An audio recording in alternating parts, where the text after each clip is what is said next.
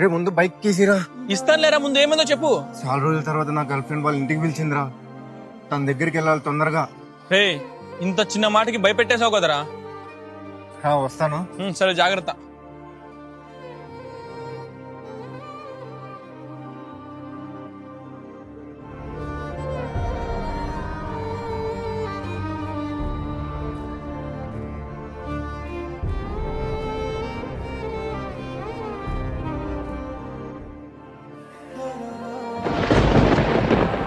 బండి కనపడట్లేదేంటి?